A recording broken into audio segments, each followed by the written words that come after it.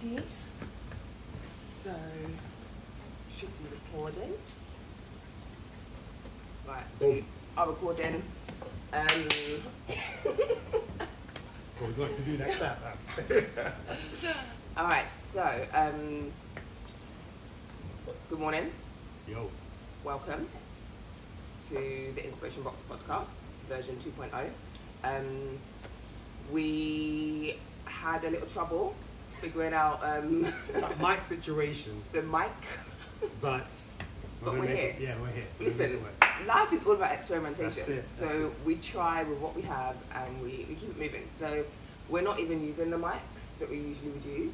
We're hoping this records through okay, and if it doesn't, and you only hear the air conditioning from this building, you know, it's such as life. But that's what this is all about. Exactly. Like, just doing things real as they are in real life. Yeah. Not high production. But No high production. It's okay. Not needed. So, as always, I'm going to ask you how you're feeling. What's the weather in your mind? I can tell you, for me, there's a calm before the storm. Storm is coming, yeah? There is a massive storm coming this weekend. Yeah. I am starting a new job on Monday, which is great. I'm really excited about it. Yeah. But prior to that, I need to braid my hair. I need to sort out my assignments for my masters. I need to sort out my house or my flat, like just tidy it up a little bit, make sure I'm ready to hit Monday, like fresh. Need to go see my family. Like there's just a whole madness that I need to do in about 48 hours. So yeah, feeling really calm right now, but this weekend is gonna be a madness. So yeah, how about you? Yeah, I mean, at the moment, it's reflected. Yeah, it's sunny right now outside. I feel right now, I've just come off of a 2-week break. Nice. You know, so that gave me time to do fewer things. You know, Okay. just a clear deadline. Didn't go away. It's home, but catch up with family, friends, read certain books, watch certain binge certain Netflix series. Just you know all that stuff that you like. Just I've got to chill. do. Just chill. Yeah. So you know, fresh off of that. So I feel sunny right now. But similar to you, I know it's going to ramp up again. So the question I'll ask myself and for you is, what you need to do in the next couple of days to make sure that storm is a light breeze? Boy, I think that I'd like to say that I would plan it all out and make sure that I'm going to do this at this time, this at that time, blah, blah, blah. But the reality is that it's not the case, but I think I just need to prioritize. Right. So I've got certain things that need to get done. I need to braid my hair because it's just going to make my life a lot easier for the next couple of weeks. So that needs to get done. That's been booked in, so I know it's going to happen. I need to sort out my assignments. If I'm going to get my master's, I need to get the grades. I need to do the work. But I feel like I'm in an alright place with that. So it's just like taking the time to actually prioritize and not have more than a few priorities, because I think, you know, I can write my to-do list and it can go on forever, but what are the main things that I need to focus on? But then also give myself that space to breathe. Right. So I'm not going to be back to back and say I'm not going to sit down and like take half an hour to watch some Netflix show or you know, I'm not going to sit down and, you know, actually cook a meal and enjoy that thing. Like I need to kind of like balance it a little bit. So yeah, that's the plan. How about you? I mean, it's important to prioritize. I think for me, and it kind of sits with what I want to like tap into today. There will be, you know, we'll go through storms and circumstances, right? And I'd say the last few months, things have been a bit peak sometimes, and we kind of get washed away, pulled about. You know, like I don't get stressed, and it's a lot, and the world is on a madness right now. So I'm thinking, despite circumstance and how busy we are, potentially to the stress we are, how do we like maintain a posture you know, through that. In terms of like standing tall. Or end of the day, it's gonna be an intense couple of weeks, but you'll get it done because of who you are. You know, you always get it done. Absolutely. So it's like, how do we stand in that and remind ourselves, no matter what's going on, I will prioritize. I will get what needs to get done. I will hit my master grades. I'll get that done. My hair will get did. Anything else that is pushed up or pushed to be of utmost importance for someone else, then it's a conversation. Yeah. But how can we give ourselves this sort of ratings now to set us up for the next couple of weeks to say it's going to be mad, but I'm going to get that done. Sometimes it's the other way around. Like, how am I going to get it done? And then you're in it and you're doing it. You're like, oh, stress. So I think, and the last time, the last episode was, I walked away with the idea that I'm going to write, do my reflection every single day consistently. Yeah. How was that? I did it consistently, which is good for me. Boom. Like, Love that. It was. I love that for you. It just goes to show the accountability, and doing that, I think it helps me realize, despite what's happening, what we had for that grudge, right? So when I'm thinking about how do I set myself up for success in the next phase or weeks or whatever, I've kind of put myself in a position where I can say, this is who I am, this is what I do, this is how I do it, right? And then plan from there. And I think during the storms or when it's peak and busy, that's what's going to keep me in my posture. Okay, need to reprioritize this. Okay, that hasn't worked. Need to course correct. Cool. But it's got to be done from a position whereby I'm feeling like I've got it. I know who I am, right? I guess it's about like that sense of feeling grounded. Absolutely. Something, like knowing that despite the storms or the madness, we're a bit like, we're like an oak tree. Our roots are grounded in, and you know exactly what it is you want to do, where it is you want to go, the direction you're going in, and so you'll weather the storm. You absolutely will weather the storm. You almost know you have no choice, and even when it feels like all your branches are breaking, you still know that you'll be all right. And it sounds like the gratitude piece from doing the writing every day has helped to kind of like, really ground you in the space. Yeah, man. And we're in a month of abundance, right? In terms of our food. And you can feel more grounded when you have that sense of abundance. That I've got a lot in my toolbox to deal with whatever comes my way. When it's the other way, then that's when it's more of a challenge. So it just kind of compounds the real importance of reflecting and having that gratitude and trying to be in that state of abundance. Absolutely. And I think there's an element of putting yourself first. 100%. So I'm looking directly at the camera and I'm talking loud so you can hear me. Put yourself first. Put yourself first. Can you hear me? Let me say it again. I want to make sure you catch me over the egg. Put yourself first. And I don't know, sometimes it can feel, I don't know, like, I used to have such a negative connotation with the word selfish. And now I'm like, no, I'll be there. Oh my God. It's honestly like, we have to relearn or reassociate, recondition our understanding or appreciation for the word selfish. It's like, it's not at the expense of others. No. Like, we're told we're in this sort of finite space, and it's a finite amount of something, energy, money. So if I'm taking from someone else's cup, BS. It's absolutely yes. We have to be selfish.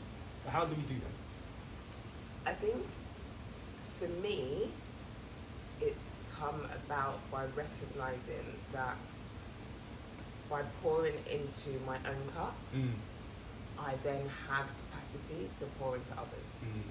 So that idea that like my cup is so full, it's overflowing.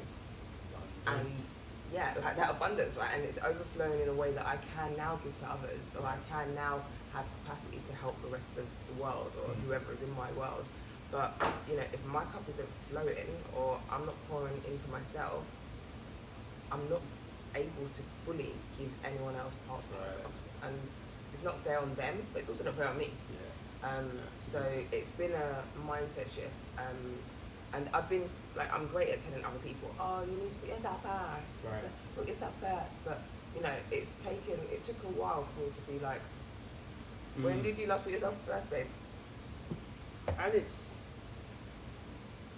when you're in that, when you're in a good place, right, it's you can flip it to other people. Yeah, you put yourself first.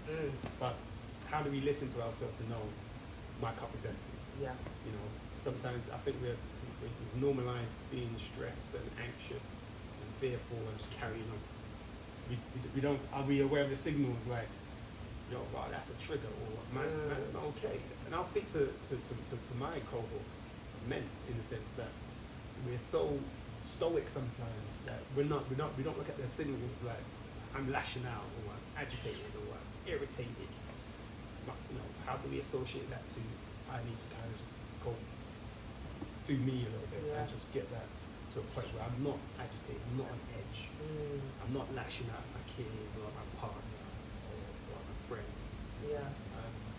Because that's the importance of being selfish enough to recognize, no, I'm not in this, I'm getting some time. And I think for me that it is that daily self-reflection. Like, where's my energy? You know, how was my day?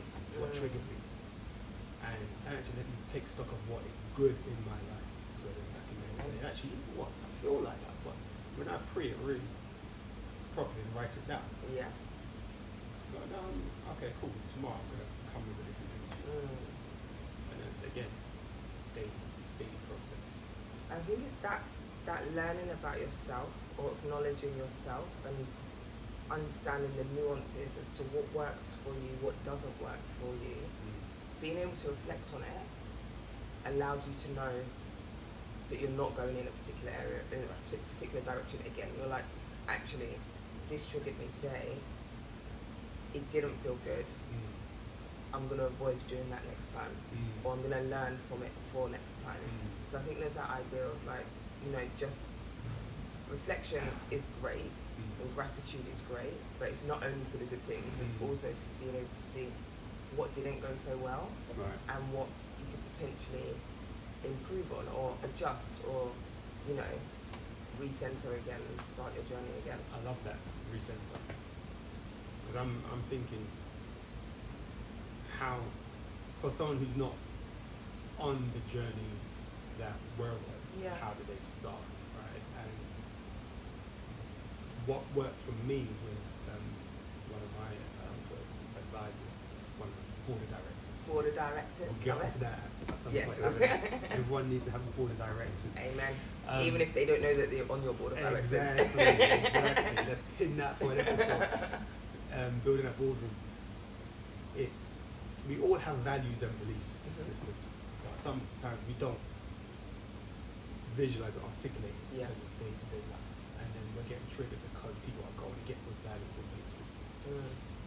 So one thing I did was to really double down and get to know what my value and belief systems are, and then use that to guide me, to recenter me.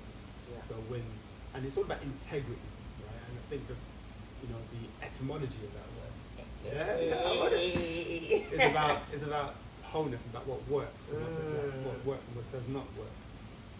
And it's a functional word, right? So either something that has integrity and it's working, or it doesn't. So when you're acting out of your value and beliefs, then you're out of integrity. And then to maintain your integrity is to really get close to what are my values. So if I'm being asked to do something, or someone's doing something way with that, I can say, no, that doesn't align. I can recenter. But until we know what that is, and there's no perfect or right, but it's just yours, whatever it might be, I think having that sort of distinction gives helps you to stand tall in a storm. Yeah.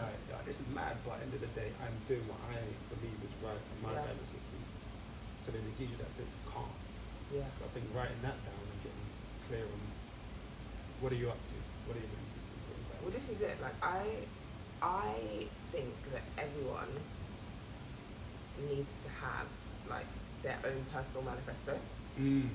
So I've got a manifesto for the inspiration box and for like everything basically, and it stems from the inspiration box, but it's essentially like my manifesto of life. Right. And I don't have it to hand, but I've read it. You've given it to me. Yeah. And I've read it through, and I was like, yo, this is. I can tell you've put thought and work into it. Yeah. I read it, and it's really intentional, Yeah. and it resonates on so many levels. And this is it. Like for me, I think we're the CEOs of our own lives, right? Like, there's all these big companies. That's great. I call myself the chief encouragement officer as opposed to the chief executive officer of everything, because I'm not interested.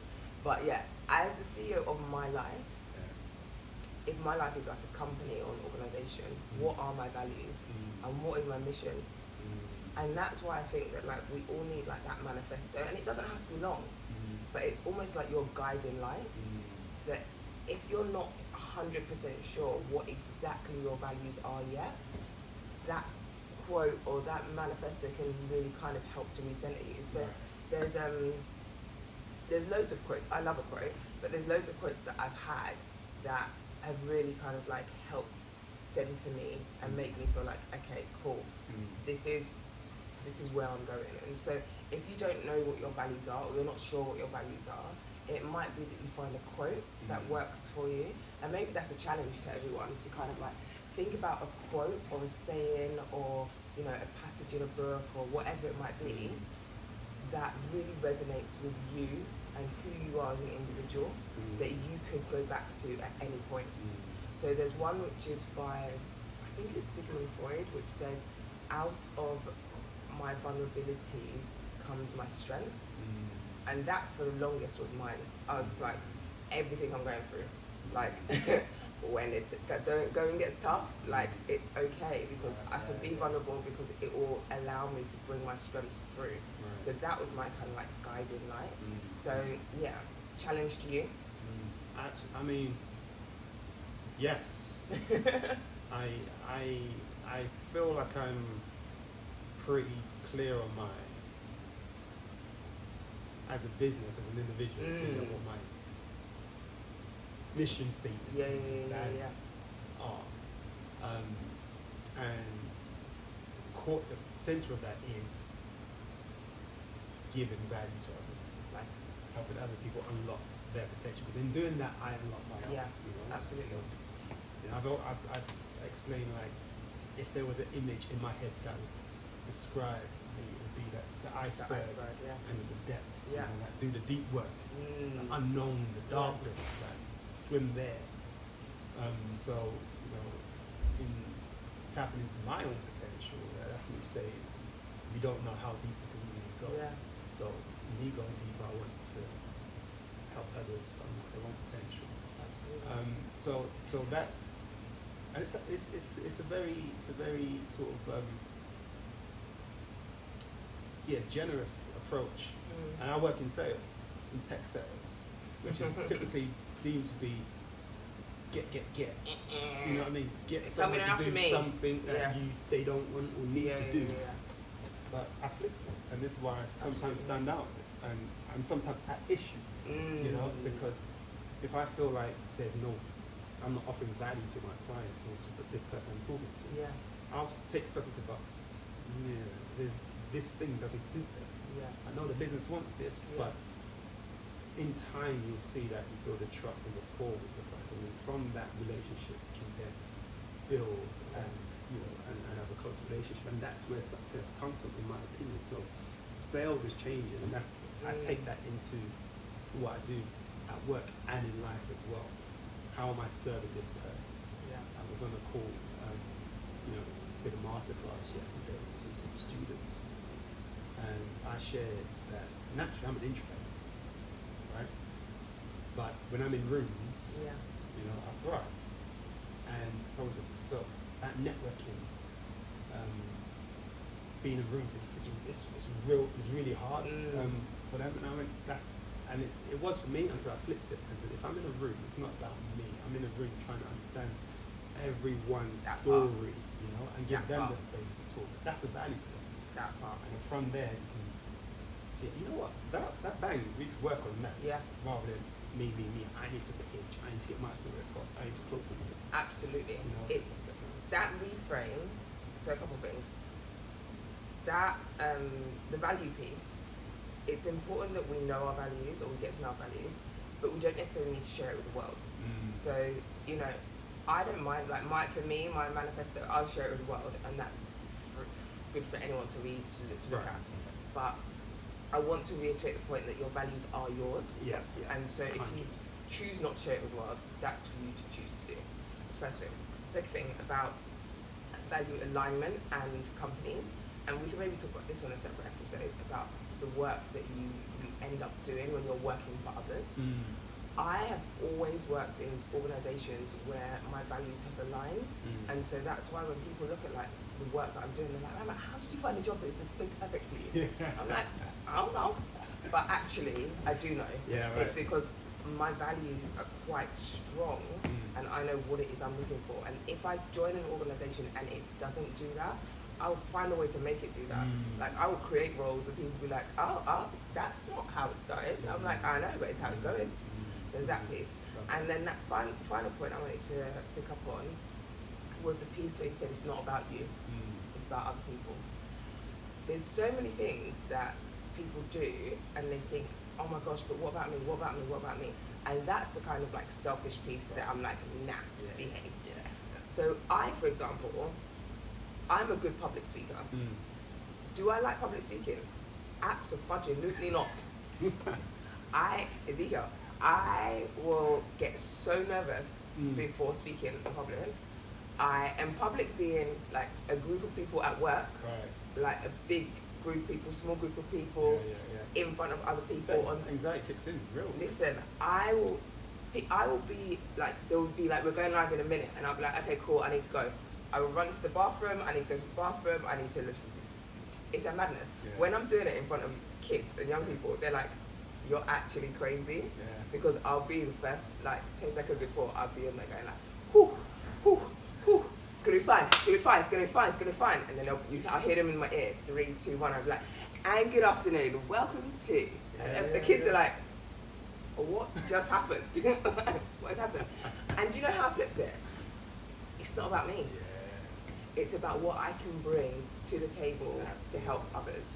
And when I flip it like that, then it makes life a whole lot easier. Do I stop being nervous? No, but I know it's part of what I have to do to be able to get the message, whatever that message is, to more people. And so that's kind of like the tough pill that I have to swallow. And it is not free. Like, honestly, like, I feel like if people were to do like a show of like Ramat before she goes on, it would be mad. I've seen it. Yeah, to be fair, you have. It's ridiculous, because it's ridiculous. Yeah, no, I love that. I think it's such a step change. Yeah. Step change when you're on stage about to speak and you're worried about, am I saying the right words? Do I look okay? Do I look nervous? Do I engaged? Am I telling them what they need to hear? Am I being authentic to share my story? What do I want people to leave with? It's just your energy flips. Yeah, absolutely. You know, and it's that abundantly giving, isn't it? Yeah, like, it's that sort of like mindset. So I think that's the next one. It's the final week. How do we give from a place of overflowing? So we know the gratitude, the acceptance. You know, how do we stand tall based on values? And then once we've got that posture, then how do we get into that mode of actually giving? And what can we give? Yeah, absolutely. So I need to actually upload our episodes onto something so others can actually listen to it. But as you all heard, I'm starting a new job, so you know there's been a lot. So it's gonna be a bulk upload. Yeah, it's gonna be a bulk upload. You're gonna be like, oh my gosh, April was sick, and I'm like, yeah, it was great. So I need to take the action to kind of like add that to my list. It's not a priority, is the reality, right? And that's that's us being real and being honest as we do this, as we grow through this. But this is evergreen. Because we Yeah, say absolutely. April abundance. Yes, April happened, but you can listen. It's not It's true. There's no actual timely. timestamp. Yeah, exactly. Because we're just framing. We're just framing it around, yeah. Around. But I do need to get them up. Like, yeah, hundreds. I need to get them up on the podcast apps and on YouTube at some point as well. So I need to do that. So that's going to be my thing that I'm going to be working on in the background. And then, yeah, we will catch up next week. So in terms of takeaways, how are you planning to stand tall in the next week? You know, I like that you have your written manifesto. So I've got mine in there, but I think the act of daily journaling for gratitude is powerful. So I'm going to take that down, put it, write it down, make it real. Yeah. And boom. And I think everyone should aim to see themselves as a CEO of their company. What is your mission statement? Absolutely. Start building that out. Absolutely. And then we can start talking about board of directors. Because that's how we stand tall. We need a foundation, we need a value that we're consistent with, and we can check back against, and can be accountable for. So no matter the storm, no matter the issues, circumstance, this is the path I want. What do I need to do to course correct? So that's what I'm going to do. I'm going to put it down on paper. Stick that up. I like it. On the wall. My flat. I like it. I like it. That's my next mission. I like it. I am going to. I'm just going to get through the next couple of days. I think I'm just going to find ways to do what I've got to do, but also be easy on myself. So take time out to actually cook meals, because I like to experiment a little bit in the kitchen, and that's a good way for me to like decompress and not get too stressed about it. I need to do the work, but I also need to give myself the space to kind of like relax. Do you know what would be dope? Like for the next couple of days, few days, if we can see you drop a little video on your Instagram to see how you do with that would be great. Yes, Instagram life story men. It's so long. It's actually long. So do you know, and we will wrap up, but I used to, so I think about Snapchat. Yeah. When Snapchat came out, I'd be snapping all day, every day. I'd be like, oh yeah, just went to see my dad. Look at him walking to the library. Oh yeah, just doing this at work. Oh yeah, Come Instagram stories, for whatever reason, there's just something there that I'm just like, no. And I don't know what it is, but it's been like that. But, when I was in Dubai for the World Expo a few weeks ago, someone asked me, my friend Charlotte asked me to like document it for her because she couldn't go. And I was like, fine. And the only way I could do that was through stories. And I did it, and everyone loved it. And everyone was like, oh yeah. And I was like, yeah, this isn't regular. Don't even try it. So yeah, I will, because I'm holding myself accountable, I will share across the next couple of days on Insta how I'm doing with some of these things. How you're batting that storm down, man. Ooh. All right, it's been a good one. Yeah, man. Until next time. Loved it. All right, over and out. Deuces.